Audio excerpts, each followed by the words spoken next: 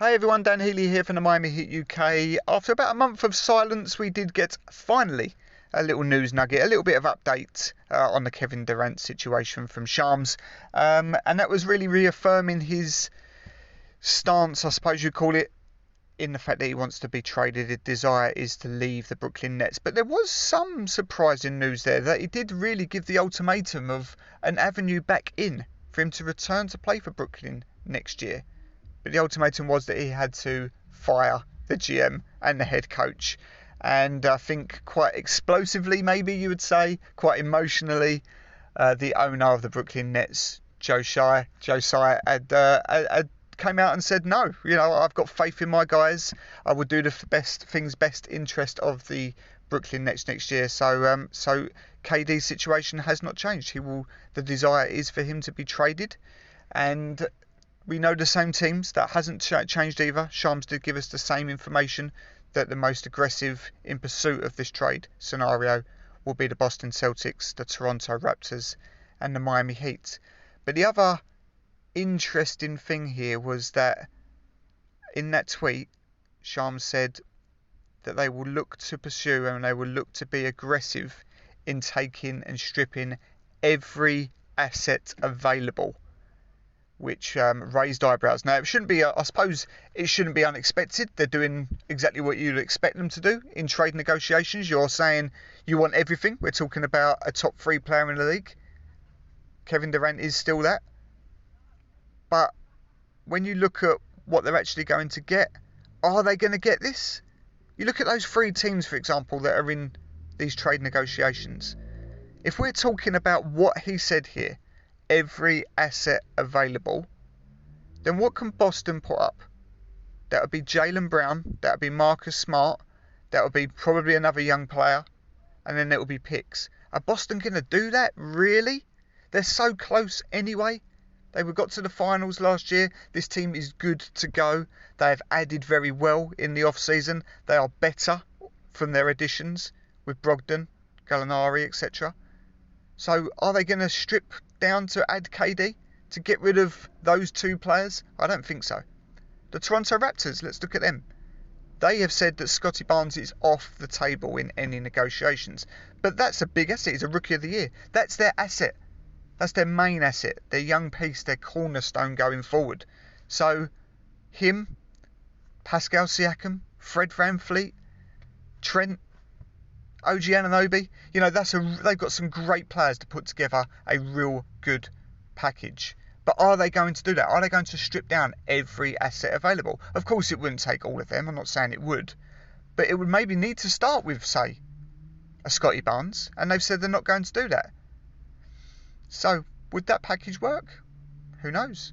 Let's look at the Miami Heat, probably the least attractive package that can be put together here. But that package would start with Bam Adebayo.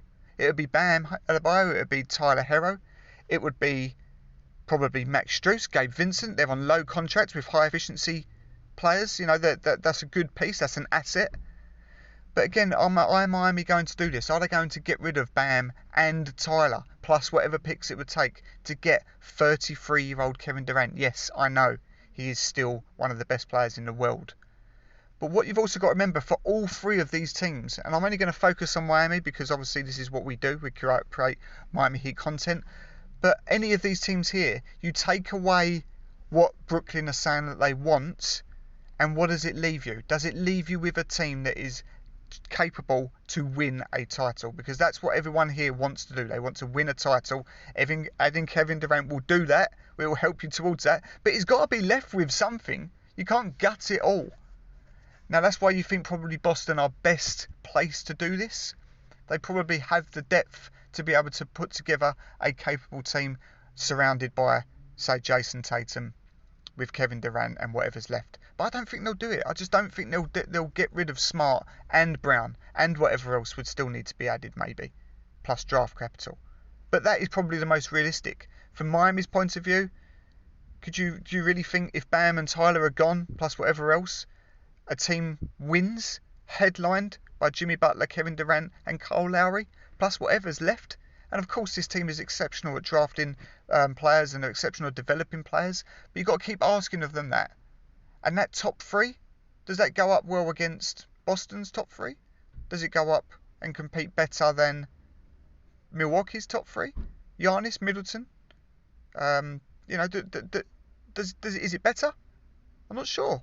I'm not sure whether it will get you over the edge. So you've got to be left with something. So I get what Brooklyn are doing. They're doing exactly what they should do. They're starting high. They're saying all the right things. But saying and getting will be two different things here.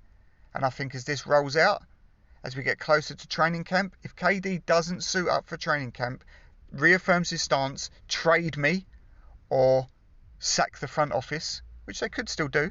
He could go back on his word and do that. But that seemed like an emotional tweet from Joe, that he's going to stick by his word. And therefore, the price will come down. It will have to come down unless we see a team out of nowhere. But I put out a tweet, a month or so ago now, saying Tyler Hero, Kyle Lowry, 4 first-round picks. Yes, that is still low. But I wouldn't be surprised if it still ends up somewhere in the middle. That maybe you don't need to get rid of a Bam. You can make this work. I certainly don't think you need to give up both, and I certainly don't think they will give up both. Somebody's going to have to give here. It's exciting. It's interesting. But let's see how it works out. Do you think we can get them? I think our chances are slim. I'll probably put us third between Boston and Toronto, if I'm being honest. I don't think we've got enough. I think both of them have got better. I think it actually looks more certain now that Boston have got the ability to do this. Or, who knows? Maybe they do go back on their word. Maybe KD stays with the Nets and the front office go and the coach goes. We'll see. Let me know in the comments what you think. Do Miami have enough to get this going? Should we even do it? Is this worth gutting the roster for? Do you still go on Jimmy's timeline to get this opportunity done? Have we got enough to get it done? Let me know what you think, guys.